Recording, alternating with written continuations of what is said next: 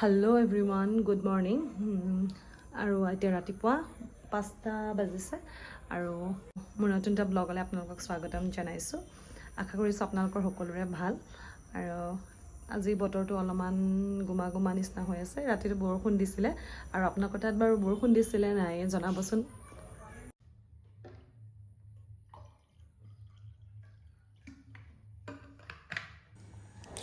আজিৰ ভিডিঅ'টোত ক'বলৈ ওলাইছোঁ আমি পানী কিদৰে চাৰ্জ কৰি খাব পাৰোঁ আৰু পানী বিভিন্ন ধৰণে চাৰ্জ কৰি খাব পাৰি, যেনে সূৰ্যৰ পোহৰত, চন্দ্ৰৰ পোহৰত, ক্ৰিষ্টেল চাৰ্জিং বা প্ৰেয়াৰ চাৰ্জিং কৰি। আৰু মই যিটো কৰিছোঁ সেইটো হৈছে প্ৰেয়াৰ চাৰ্জিং, মানে মই প্ৰাৰ্থনাৰে পানীখিনি সদায় চাৰ্জ কৰি লওঁ আৰু খাওঁ।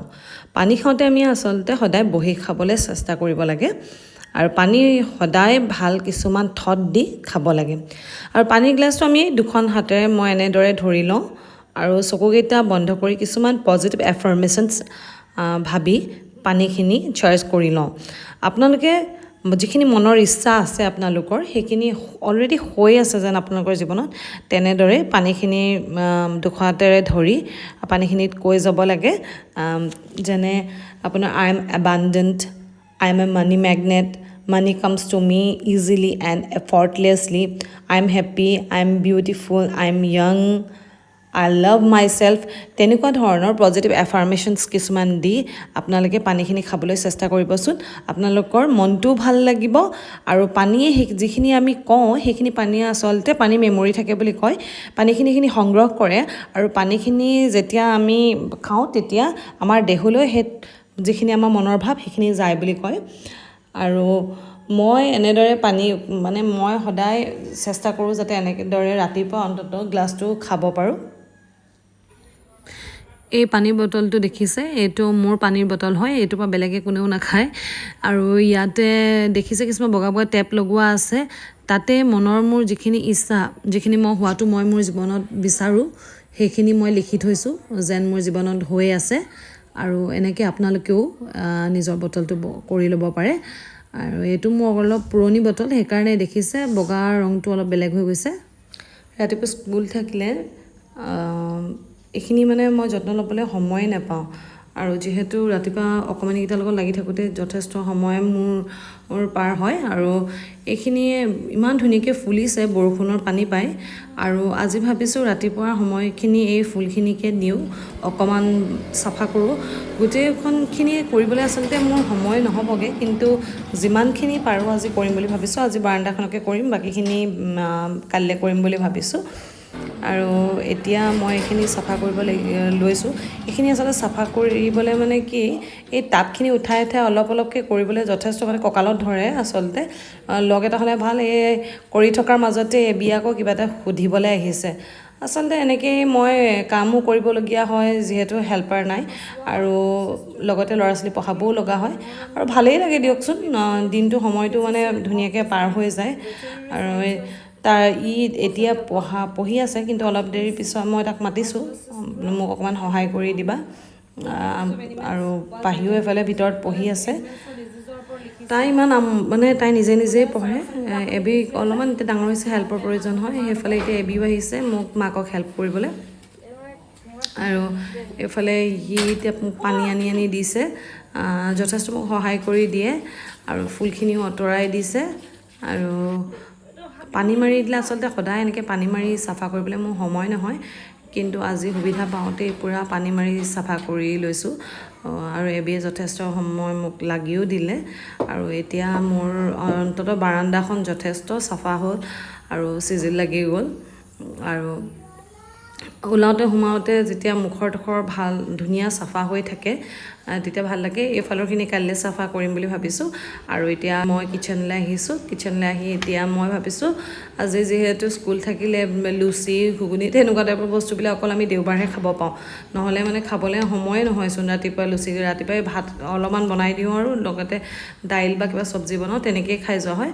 এতিয়া আটাখিনি মঠি ল'লোঁ। এতিয়া মই আজি ভাবিছোঁ ঘুগুনি অকণমান বনাওঁ, আৰু সেইটো কাৰণে মটৰখিনিও পাতি দিছোঁ। আৰু যিখিনি বস্তু দিব লাগে সেইখিনি দিছোঁ, আৰু নিমখ, হালধি, মছলা। আৰু আপোনালোকে বাৰু ৰাতিপুৱা সময়ত কি খাই জনাবচোন। আৰু মোৰ কিন্তু ৰাতিপুৱা অকল দেওবাৰেহে এনেকৈ খোৱাৰ ভাগ্যটো জুৰেগৈ। নহ'লে মোৰ সদায় ভাতেই হয় আৰু এইফালে মই এতিয়া বনাবলৈ আৰম্ভ কৰিছোঁ এই চপাৰটোতে মই চপ কৰি লৈছোঁ পিঁয়াজ আৰু বিলাহী আৰু এইফালে এবিপাহীকো কৈছোঁ তোমালোকে গা ধোৱাগৈ কিন্তু নাই শুনা নাই এতিয়া দুইটাই কিবা এটা লাগি আছে আৰু এইফালে মই এতিয়া লুচিখিনি ভাজিবলৈ লৈছোঁ আৰু ইমান ব্যস্ততাৰ মাজত এনেকৈ বন্ধ কেইটামান পালে মনটো ভাল লাগে কিন্তু 4 দিন বন্ধ তাতে দেওবাৰ এটাও পৰিলে পূজাৰ বন্ধ আৰু কেনেকৈ যে পাৰ হৈ গৈছে নহয় 2টা দিন গ'লেই মনটো অলপমান মানে বেয়া লাগিছে আৰু ইমান দিনৰ পৰা আশা কৰি আছিলোঁ যে বন্ধ হ'ব পূজাত অলপ আৰাম কৰিম কিবাকিবি ঢেৰ কিবাকিবি কৰিম বুলি ভাবিছিলোঁ কিন্তু গোটেইখিনি কৰিব নোৱাৰিলোঁ বাৰু আৰু আপোনালোকৰ তেনেকুৱা হয় নাই বাৰু বন্ধবিলাক পালে যেতিয়া খোলে মনটো মানে এনেই ভালেই লাগে স্কুললৈ গৈ কিন্তু এই অলপ মাজে মাজে ক'ৰবালৈ যাবলৈ বা এইবাৰ শিৱসাগৰলৈও যাবলৈ নাপালোঁ এই চাকৰিৰ কাৰণেই আমি এতিয়া ইমান দূৰত আপোন মানুহবিলাকৰ পৰা দূৰত থাকিব লগা হয় আৰু এখেতৰ যিহেতু ডিউটি আছিলে মোৰ 2টা ল'ৰা ছোৱালীক লৈ অকলে যাবলৈ অলপ অসুবিধা হয় আৰু অলপ ডাঙৰ হ'লে যাব পাৰিম আৰু এবিধ বাৰু লৈ ইমান দিগদাৰ নাই কিন্তু পাহি অকণমান দিগদাৰ হয় মানে দুইটাকে ইফাল সিফালে দৌৰিলে মই দুইটাকে চম্ভালিব নোৱাৰিম বুলিয়ে মোৰ যাবলৈ ভয় লাগে কাৰণ বাহিৰলৈ গ'লে মানে ল'ৰা ছোৱালীকেইটা অলপ কথা নুশুনা হৈ যায় ঘৰত ঠিকেই থাকে কিন্তু বাহিৰলৈ গ'লে অকণমান চঞ্চল নিচিনা হৈ যায় মোৰ সেইকাৰণে ভয় লাগে আচলতে আৰু এইফালে এতিয়া মই লুচিও পুৰি আছোঁ আৰু এইফালে ঘুগুনিও হৈছে আৰু যিহেতু ওলাই যোৱা মানুহ পটাপট দুফালে 2টা কাম কৰা অভ্যাস সদায় আছেই বাৰু নহ'লে মানে কি আপোনাৰ ৰাতিপুৱা সময়খিনি মেনেজ কৰিবলৈ বৰ দিগদাৰ হয়